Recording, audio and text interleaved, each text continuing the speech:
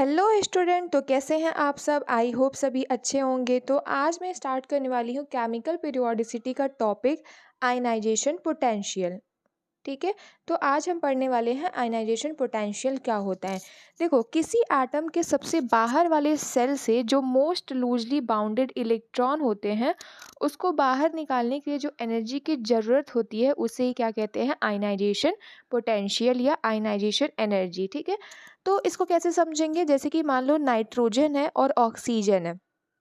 Okay, तो यहाँ पे क्या दिख रहा है कि अगर एक इलेक्ट्रॉन को यहाँ से रिमूव करना है, ठीक है, यहाँ से अगर मान लो ऑक्सीजन से एक इलेक्ट्रॉन को यहाँ से रिमूव करना है, जैसे कि यहाँ पे ऑक्सीजन है और एक ऑक्सीजन से एक इलेक्ट्रॉन रिमूव करना है, तो जो एनर्जी देनी पड़ रही है इस इलेक्ट्रॉन को, यानी मान लो यहाँ 2p में क्या है, 4 इलेक्ट्रॉन है, तो एक इलेक्ट्रॉन को यहाँ से बाहर निकालने के लिए जो एनर्जी देनी पड़ रही है उसी को हम लोग क्या बोल रहे हैं? Ionisation energy. तो इन दोनों में देखना है कि किसकी आयनाइजेशन एनर्जी हाई होती है और किसकी लो होती है। ठीक है, तो अगर हम ऑक्सीजन की बात करें तो यहाँ पे ऑक्सीजन क्या होगा? अपना एक इलेक्ट्रॉन ईजिली लॉस कर सकता है कंपेयर टू नाइट्रोजन। ऐसा क्यों हो रहा है? क्योंकि जो नाइट्रोजन है वो क्या है? हाफ फिल्ड कॉन्फ़िगरेशन में प्रेजेंट है। यहाँ पे क्या है? हाफ फिल्ड कॉन्फ़िगरेशन में यहाँ पे नाइट्रोजन प्रेजेंट है। ठीक है, और आपने पढ़ा होगा कि जो हाफ फिल्ड कॉन्फ़िगरेशन होता है वो बहुत ही स्टेबल कॉन्फ़िगरेशन होता है, और बहुत ही स्टेबल कॉन्फ़िगरेशन होने की वजह से ये अपने इलेक्ट्रॉन को ईजिली लॉस नहीं करते हैं। तो इस इलेक्ट्रॉन को, यानी एक इलेक्ट्रॉन को लॉस करने के लिए इसको बहुत ज़्यादा आयनाइजेशन एनर्जी देनी पड़ेगी एज़ कम्पेयर टू ऑक्सीजन। क्योंकि एक इलेक्ट्रॉन लॉस करने के बाद यहाँ पे क्या होगा? यहाँ से एक इलेक्ट्रॉन रिमूव होगा, तो यहाँ पे क्या होगा?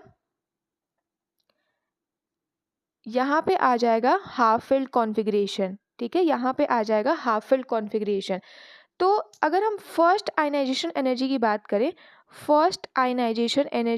करें, तो सबसे ज़्यादा नाइट्रोजन का होगा एज़ कम्पेयर टू ऑक्सीजन, क्योंकि यहाँ पे हाफ फिल्ड कॉन्फ़िगरेशन प्रेजेंट है और यहाँ पे हाफ फिल्ड कॉन्फ़िगरेशन नहीं प्रेजेंट है। यहाँ की बात करी जा रही है। ठीक है, यहाँ पे हाफ फिल्ड कॉन्फ़िगरेशन नहीं प्रेजेंट है। तो इसकी जो फर्स्ट आयनाइजेशन पोटेंशियल होगा या फर्स्ट आयनाइजेशन एनर्जी होगा, ऑक्सीजन का कम होगा एज़ कम्पेयर टू नाइट्रोजन। समझ आ गया आयनाइजेशन पोटेंशियल क्या होता है? मतलब कि कोई भी एटम से इलेक्ट्रॉन को रिमूव करने के लिए जो एनर्जी देनी पड़ रही है उसी को हम लोग क्या बोल रहे हैं? Ionisation potential. समझ आ गया? तो देखो, ये तो हो गई फर्स्ट आयनाइजेशन की बात। तो अगर हम नाइट्रोजन से एक इलेक्ट्रॉन रिमूव कर देते हैं तो यहाँ पे क्या बचेगा? 2 इलेक्ट्रॉन बचेंगे, और ऑक्सीजन से जब हमने रिमूव करा तो यहाँ पे 3 हो गए। तो यहाँ पे भी क्या हो गया? हाफ फिल्ड कॉन्फ़िगरेशन आ गया। ठीक है, यहाँ पे भी क्या आ गया? Half filled configuration. और अभी मैंने बताया कि जो हाफ फिल्ड कॉन्फ़िगरेशन होता है बहुत स्टेबल कॉन्फ़िगरेशन होता है।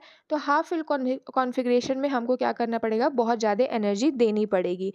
तो अब हम सेकंड आयनाइजेशन एनर्जी की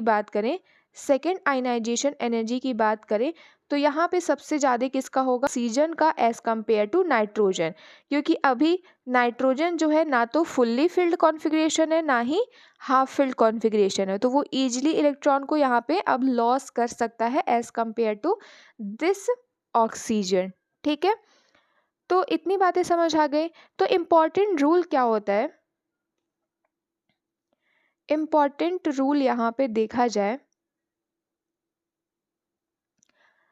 अगर हम बात करें किसी एक एटम की तो उसकी जो थर्ड आयनाइजेशन एनर्जी होगी या थर्ड आयनाइजेशन पोटेंशियल होगा वो बहुत ज़्यादा होगा as compare to second ionisation potential then first ionisation potential. Because एक ही एटम से जब हम इलेक्ट्रॉन निकालने लगते हैं, मान लो कोई एटम है और उसमें इलेक्ट्रॉन प्रेजेंट है, तो उसमें से हम जब इलेक्ट्रॉन निकालने लगते हैं तो क्या होता है कि इलेक्ट्रॉन तो यहाँ पे लॉस होता है। ठीक है, यहाँ पे क्या होगा? इलेक्ट्रॉन तो लॉस होगा, बट जो प्रोटॉन था वो जितना पहले प्रेजेंट था उतना ही अभी भी प्रेजेंट होगा। तो प्रोटॉन तो क्या हो रहा है? इंक्रीज हो रहा है, लेकिन इलेक्ट्रॉन क्या हो रहा है? डिक्रीज हो रहा है। तो जब प्रोटॉन इंक्रीज हो रहा है मतलब कि जो पहले थे वही प्रेजेंट है, तो जो न्यूक्लियस है उसका जो न्यूक्लियर चार्ज है, न्यूक्लियर इफेक्ट है, वो क्या होगा? हाई होगा। और जब न्यूक्लियर इफेक्ट हाई होगा तो फोर्स ऑफ अट्रैक्शन क्या होगा? हाई होगा। ठीक है, फोर्स ऑफ अट्रैक्शन हाई होगा। तो इलेक्ट्रॉन को होल्ड करके रखेगा, इलेक्ट्रॉन को होल्ड करके रखेगा। तो जब इलेक्ट्रॉन को होल्ड करके रखेगा तो वो ईजिली जाने नहीं देगा।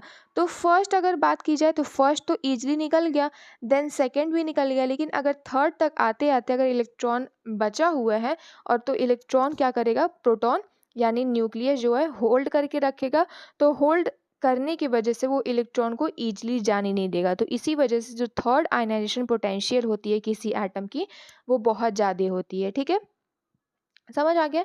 मैंने क्या बोला कि जब एक इलेक्ट्रॉन निकल जाता है तो बचे हुए इलेक्ट्रॉन पर न्यूक्लियस का होल्ड यानी इफेक्टिव न्यूक्लियर चार्ज और बढ़ जाता है, जिससे नेक्स्ट इलेक्ट्रॉन निकालना डिफिकल्ट हो जाता है। Okay, factors affecting the ionisation potential, यानी कौन कौन से फैक्टर जो होते हैं, कौन कौन से जो फैक्टर होते हैं वो आयनाइजेशन पोटेंशियल को अफेक्ट कर सकते हैं। तो हेडिंग डाले ना, factors affecting ionisation potential. Okay, तो सबसे पहला जो फैक्टर होगा वो होगा साइज ऑफ एटम। ठीक है, साइज ऑफ एटम सबसे पहला जो फैक्टर होगा जो अफेक्ट करेगा आयनाइजेशन पोटेंशियल को, वो क्या होगा, साइज ऑफ एटम।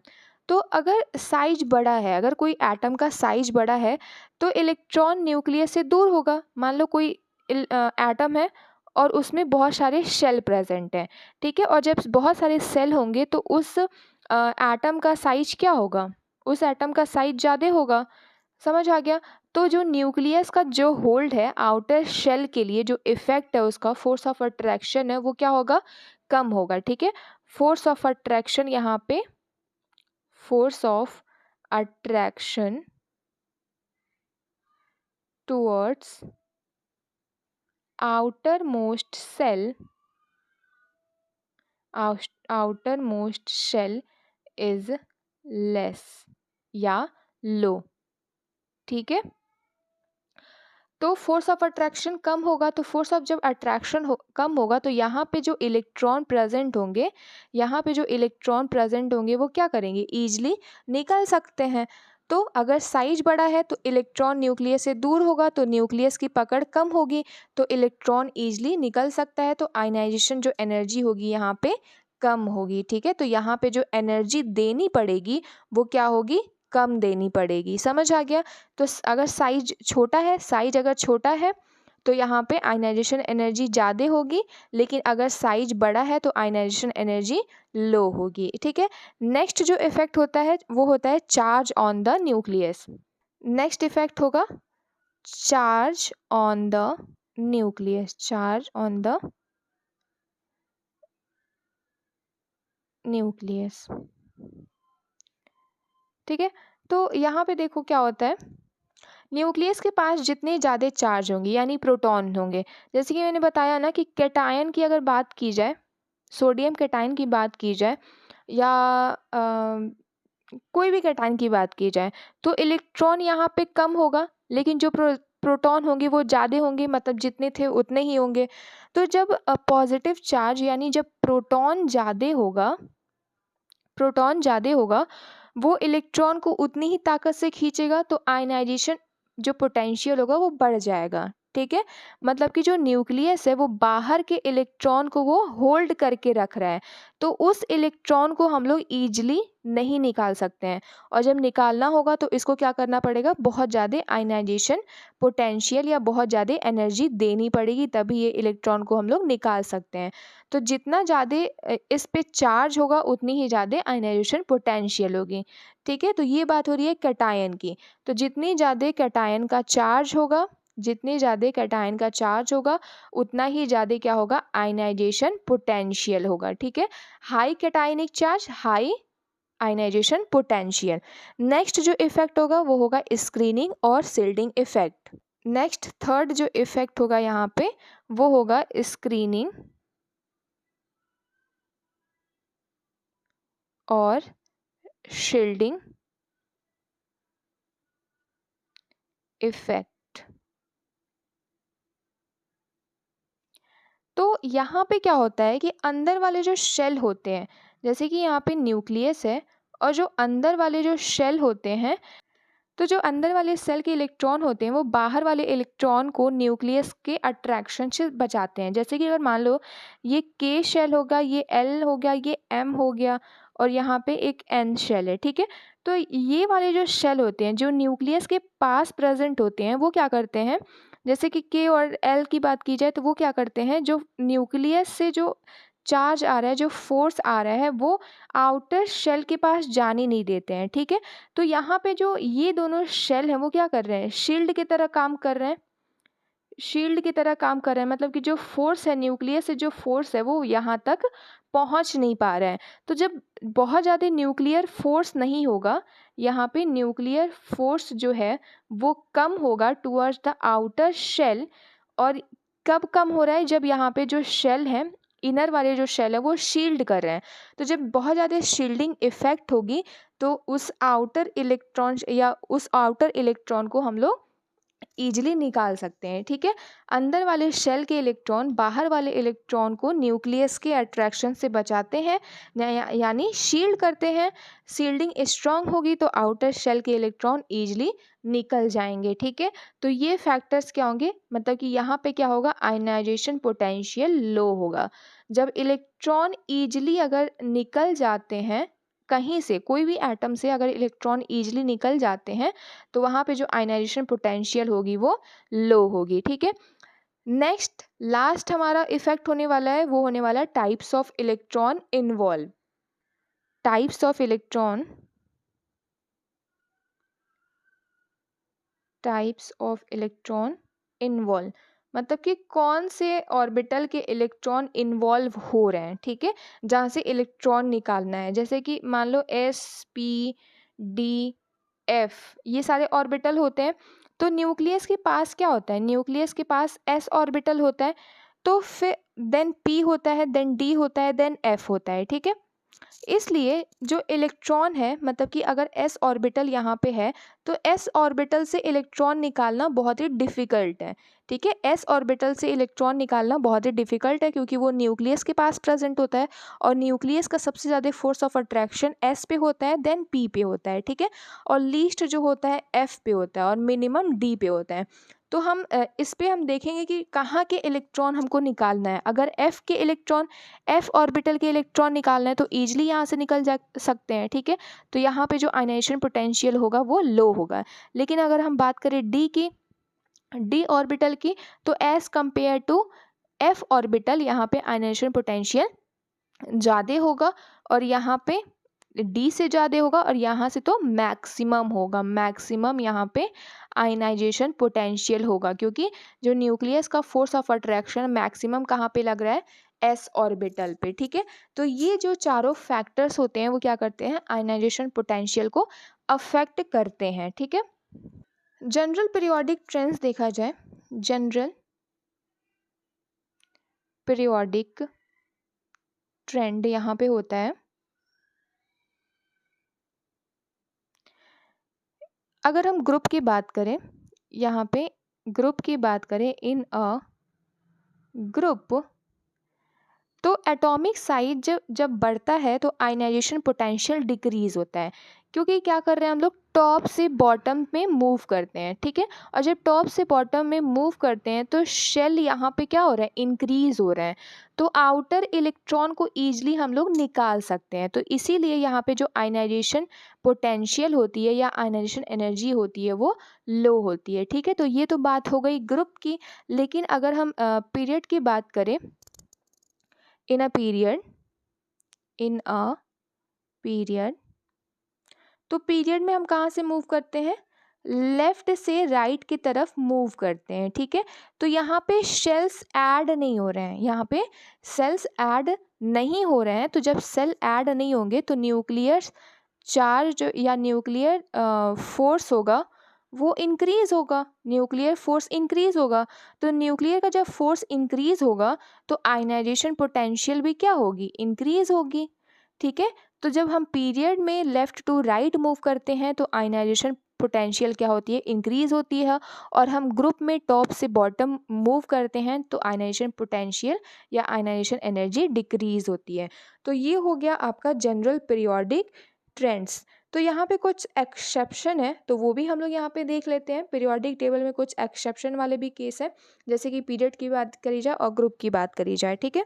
तो यहाँ पे वो भी हम लोग देख लेते हैं। तो हेडिंग डाल लेना आप लोग एक्सेप्शन, ठीक है। तो सबसे पहला जो एक्सेप्शन यहाँ पे होगा, यहाँ पे बात करेंगे बेरिलियम की एंड मैग्नीशियम की, ठीक है। यहाँ पे होता है हाई आयनाइजेशन पोटेंशियल, यहाँ पे होता है हाई आयनाइजेशन पोटेंशियल। किससे ज़्यादा होता है?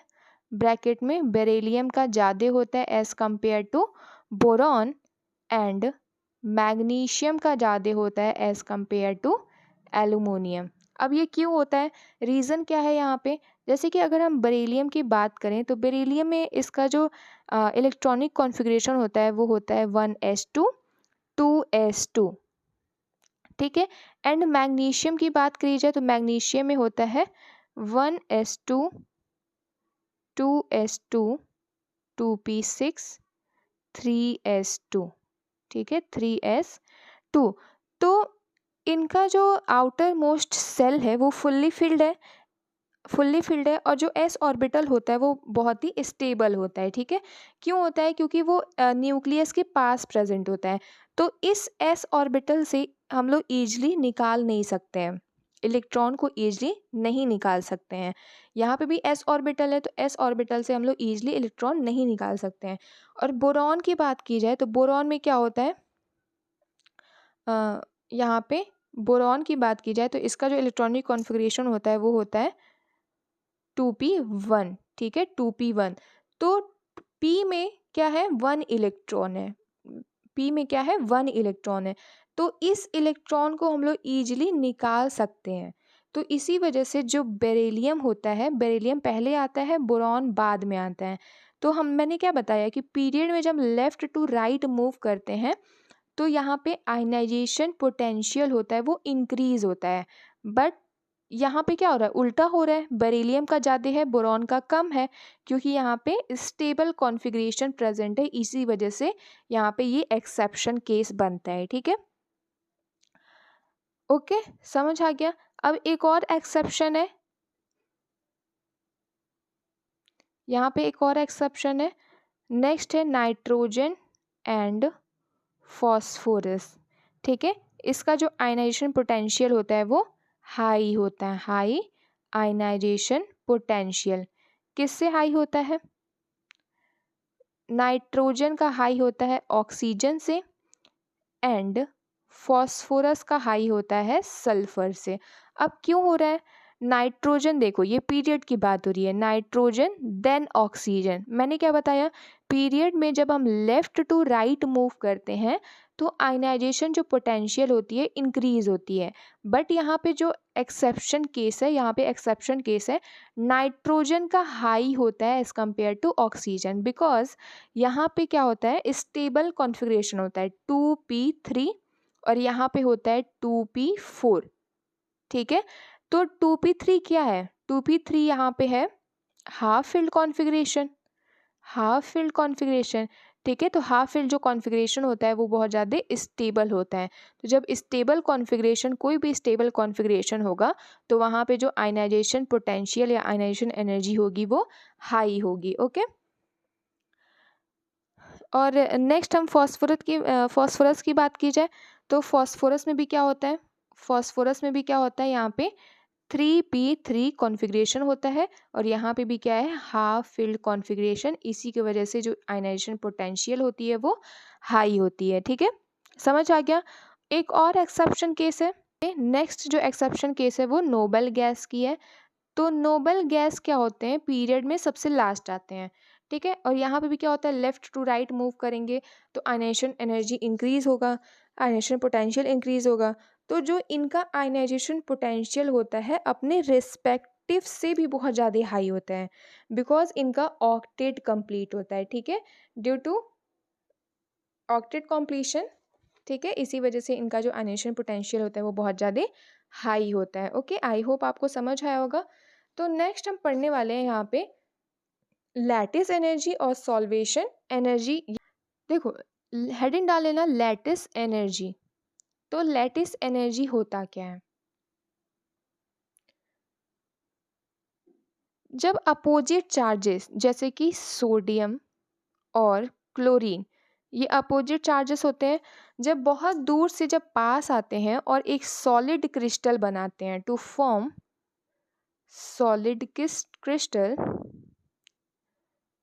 सॉलिड क्रिस्टल, तो उस टाइम जो एनर्जी रिलीज होती है उसी हम लोग क्या करते हैं, कहते हैं लैटिस एनर्जी। तो ये बताता है कि एक आयनिक सॉलिड कितना स्टेबल है। तो जितनी ज़्यादा किसी कंपाउंड के फॉर्मेशन में या किसी आयंस के कॉम्बिनेशन में जितनी ज़्यादा एनर्जी रिलीज होती है, जितनी ज़्यादा एनर्जी रिलीज होती है, वो जो कंपाउंड होता है वो इतना ही स्टेबल बनता है। ठीक है, तो लैटिस एनर्जी क्या होती है? जब कोई अपोजिट आयन कंबाइन होते हैं तो जो एनर्जी रिलीज होती है उसी को हम लोग क्या बोलते हैं, लैटिस एनर्जी। और जो एनर्जी रिलीज हो रही है, जितनी ज़्यादा एनर्जी रिलीज हो रही है, तो उससे पता चलता है कि जो वो मॉलिक्यूल है वो कितना ज़्यादा स्टेबल है। ठीक है, समझ आ गया? नेक्स्ट हमको पढ़ना है सॉल्वेशन एनर्जी। नेक्स्ट यहाँ पे सॉल्वेशन एनर्जी।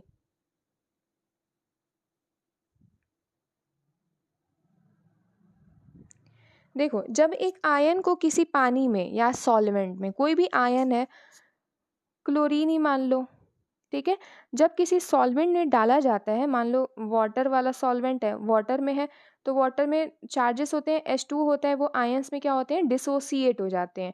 ठीक है, और किसी आयन को अगर यहाँ पे डाल रहे हैं, किसी आयन को अगर इस सॉल्वेंट में डाल रहे हैं, तो उस आयन के चारों तरफ ये क्या करेंगे, H2O के जो डिसोसिएट हुए मॉलिक्यूल्स हैं या आयन से, वो क्या करेंगे, चारों तरफ इनको घेर लेंगे। ठीक है, तो ये कैसे होता है? वाटर एक पोलर मॉलिक्यूल है, मैंने बताया कि ये पोलर मॉलिक्यूल है, इसके negative part positive part ion को अट्रैक्ट करता है। या तो मान लो यहाँ पे सोडियम डाल दिए या सोडियम डाल दिया तो क्लोरीन डाल दिए, तो क्लोरीन चार्ज के आगे क्या आ जाएंगे, सराउंडिंग में क्या आ जाएंगे, पॉजिटिव वाले आयन। ठीक है, यहाँ पे पॉजिटिव वाले आयन आ जाएंगे, और जो पॉजिटिव वाले आयन्स होंगे इनके सराउंडिंग में क्या होंगे, नेगेटिव वाले आयन्स होंगे। ठीक है, तो वाटर एक पोलर मॉलिक्यूल है, इसके नेगेटिव पार्ट पॉजिटिव को अट्रैक्ट करेगा, पॉजिटिव पार्ट नेगेटिव को अट्रैक्ट करता है। और उस अट्रैक्शन की वजह से, यानी इसके सराउंडिंग में जो अट्रैक्शन हो रहा है इन पोलर मॉलिक्यूल्स का, तो उसके वजह से जो एनर्जी रिलीज होती है उसी को हम लोग क्या बोलते हैं, सॉल्वेशन एनर्जी। तो आपको अगर नोट करना होगा तो मैं बोल देती हूँ, आप लोग नोट कर लेना सॉल्वेशन एनर्जी।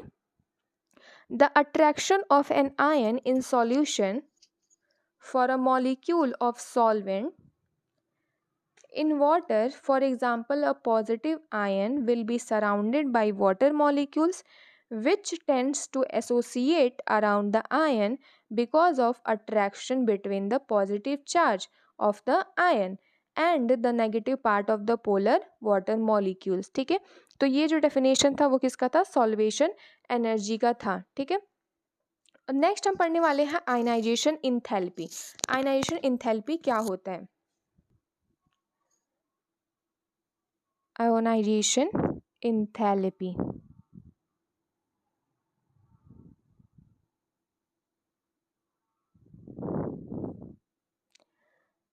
जब हम पीरियोडिक टेबल में ऊपर से नीचे की तरफ आते हैं, जब टॉप से बॉटम की तरफ हम आते हैं, तो जो आयनाइजेशन एनर्जी होती है वो कम हो जाती है। ठीक है, इसका रीज़न है कि जो आउटर इलेक्ट्रॉन होते हैं वो न्यूक्लियस से दूर हो जाते हैं। ठीक है, समझ आ गया? तो ये हो गई मेन ग्रुप की बात, ये हो गई मेन ग्रुप की बात, मेन ग्रुप की। जब हम मेन ग्रुप में टॉप से बॉटम की तरफ मूव करते हैं, तो यहाँ पे जो इंथैल्पी होती है, आयनाइजेशन इंथैल्पी होती है, वो डिक्रीज हो जाती है। ठीक है, इसका रीज़न क्या है कि आउटर इलेक्ट्रॉन न्यूक्लियस से दूर हो जाते हैं। समझ आ गया? नेक्स्ट हम देखेंगे ट्रांजिशन एलिमेंट में। नेक्स्ट, ये तो मेन ग्रुप की बात हो गई, अब हम बात करेंगे ट्रांजिशन एलिमेंट में। ट्रांजिशन एलिमेंट, ठीक है, तो इनमें जो आयनाइजेशन इंथैल्पी होती है वो थोड़ा रेगुलर होती है। तो पीरियोडिक टेबल की तीसरी रो में, जिसमें हैफनियम से स्टार्ट होता है, ठीक है, जहाँ से ट्रांजिशन एलिमेंट जो डी ब्लॉक के एलिमेंट होते हैं उनकी बात की जा रही है। ठीक है, तो पहले क्या होता है, स्कैंडियम होता है, उसके बाद होता है याट्रियम, देन हैफनियम। ठीक है, तो जो हैफनियम वाला रो होता है उसको मैं बता रही हूँ, जो हैफनियम से शुरू होता है उसकी जो आयनाइजेशन एनर्जी होती है वो एक्सेप्टेड से भी कम होती है। ठीक है, एक्सपेक्टेड से भी कम होती है। ऐसा क्यों हो रहा है? इसका जो रीज़न है लेंथेनाइड कॉन्ट्रैक्शन। ठीक है, लेंथेनाइड एंड हैफनियम के बीच में जो 14 लेंथेनाइड एलिमेंट आते हैं, इन एलिमेंट की शिल्डिंग बहुत ही पुअर होती है। ठीक है, जो ये क्या है, जो 14 जो एलिमेंट आ रहे हैं वो एफ ब्लॉक के एलिमेंट है, और एफ ब्लॉक में मैंने बताया कि इनकी जो शिल्डिंग होती है, जो शिल्डिंग पावर होती है वो बहुत ही कम होती है। तो इसी की वजह से जो आयनाइजेशन इंथैल्पी होती है इनकी बहुत ज़्यादा कम होती है। तो आउटर में जो इलेक्ट्रॉन होते हैं वो न्यूक्लियस का कंट्रोल कम हो जाता है, तो और जो एनर्जी वैल्यू एक्सपेक्टेड से भी लोअर हो जाती है। ठीक है, मेन ग्रुप में बात की जाए तो मेन ग्रुप में जब टॉप से बॉटम आते हैं तो इनकी जो आयनाइजेशन एंथैल्पी है वो लो हो रही है।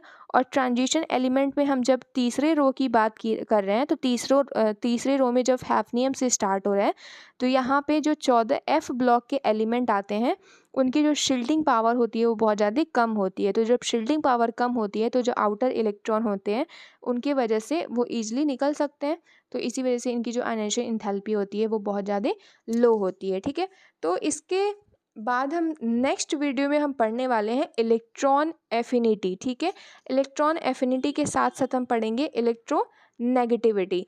इसके बाद एक वीडियो और बचा हुआ है, एक वीडियो के बाद हम बहुत सारे क्वेश्चन सॉल्व करने वाले हैं। तो इसके बाद हमारी लास्ट लेक्चर होने वाली है। टोटल यहाँ पे हम 4 लेक्चर में इस चैप्टर को हम कवर करेंगे, और उसके बाद हम बहुत सारे क्वेश्चन को सॉल्व करेंगे जो आपके लिए CUET PG के लिए हेल्पफुल होगा। ठीक है, और जो बच्चे DDU के लिए पढ़ रहे होंगे और जो बच्चे अदर यूनिवर्सिटी के लिए जो PG एग्ज़ाम करवाते हैं, PG एग्ज़ाम कंडक्ट करवाते हैं अदर यूनिवर्सिटी, उन बच्चों के लिए ये हेल्पफुल होने वाली है। ठीक है, ओके, तो मिलते हैं नेक्स्ट वीडियो में। वीडियो अगर अच्छी लगी हो तो लाइक करना, चैनल को सब्सक्राइब करके जरूर रहना। Okay, bye.